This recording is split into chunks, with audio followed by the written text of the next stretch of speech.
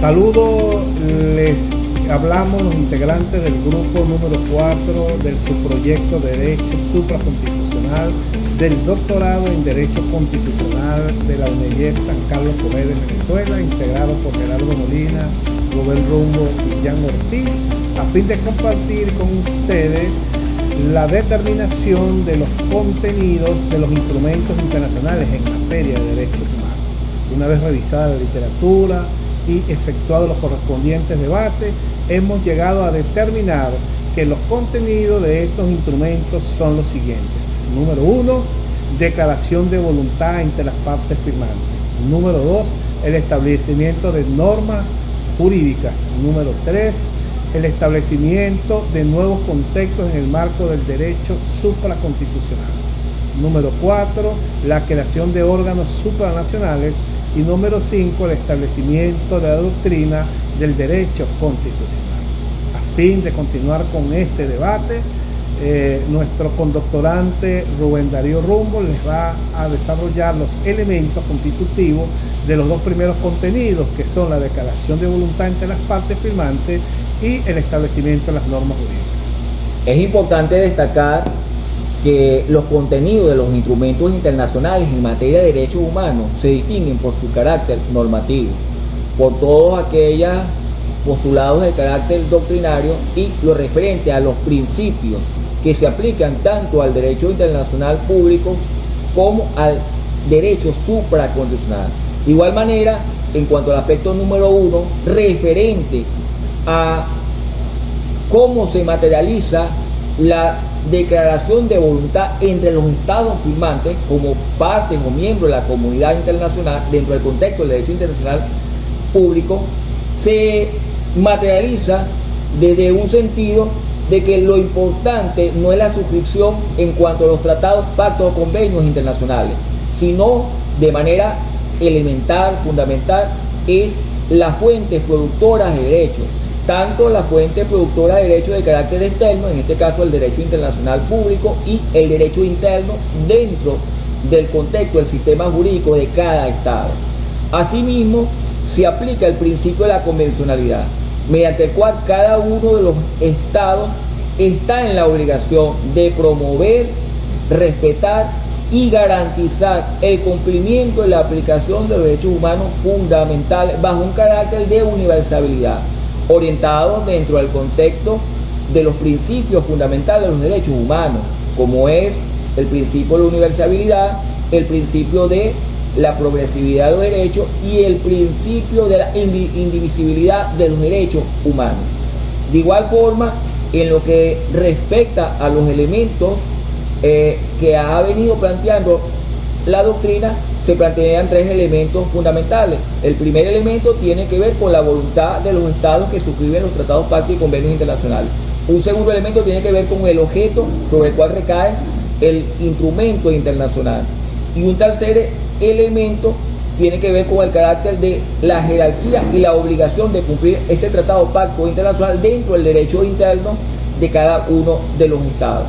Asimismo, se plantea lo que tiene que ver con el principio de la supremacía constitucional, en el sentido que cada uno de los estados, dentro de ese principio de las fuentes generadoras del derecho internacional público, debe incorporar dentro de los textos constitucionales cada uno de los instrumentos en cuanto a un carácter jerárquico de interpretación y obligación de estas normas de carácter internacional que pasan a ser el derecho interno de cada uno de los estados. En cuanto al aspecto que tiene que ver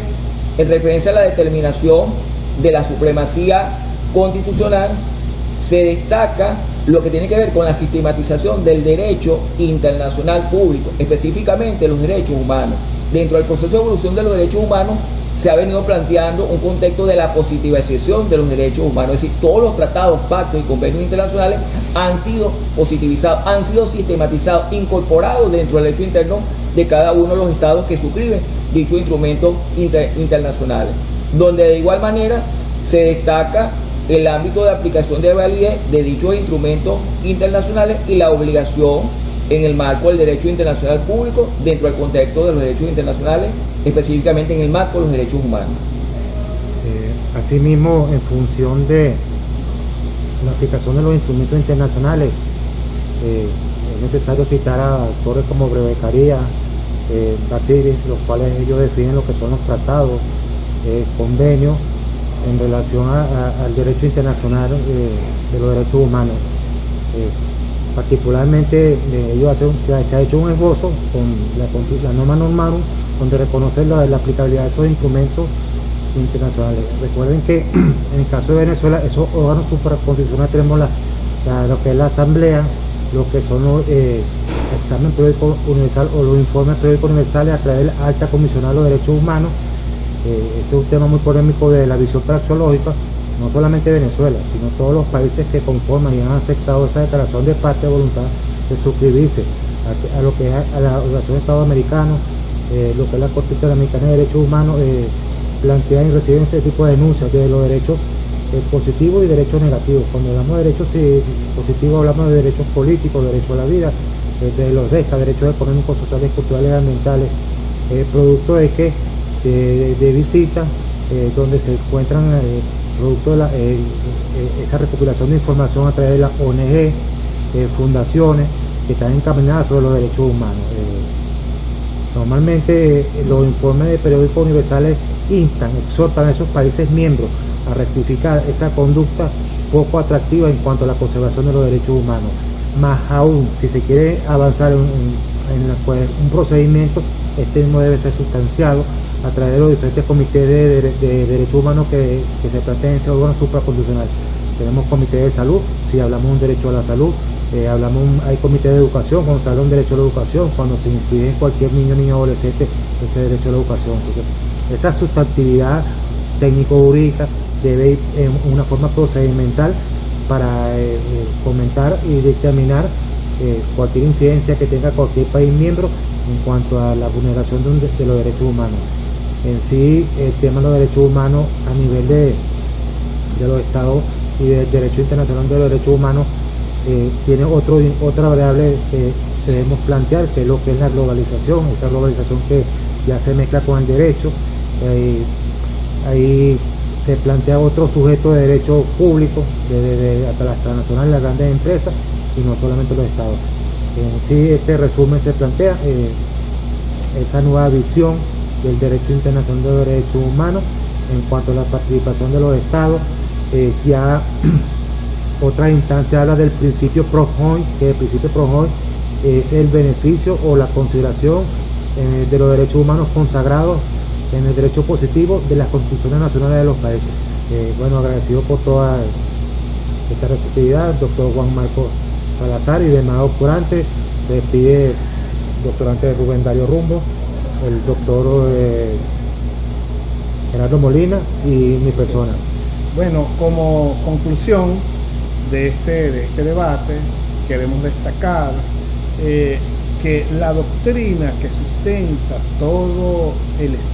derecho supranacional establecido a través de todos los instrumentos internacionales es la doctrina del Estado de Derecho. O sea, el Estado de Derecho ha sido el instrumento filosófico, normativo, político, paradigmático que los órganos supranacionales, en este caso la Asamblea Nacional de Naciones Unidas, han usado para crear la voluntad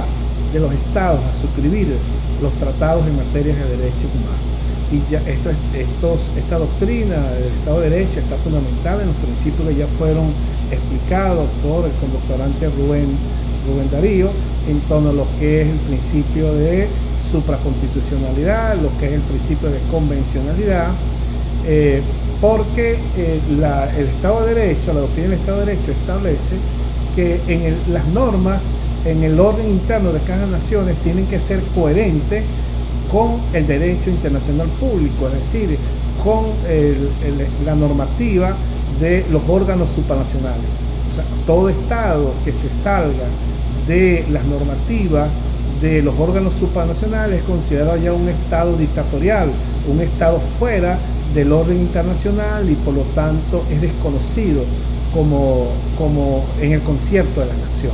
De manera que esta es la doctrina que establece el criterio de supremacía de los tratados internacionales en el orden interno de la nación.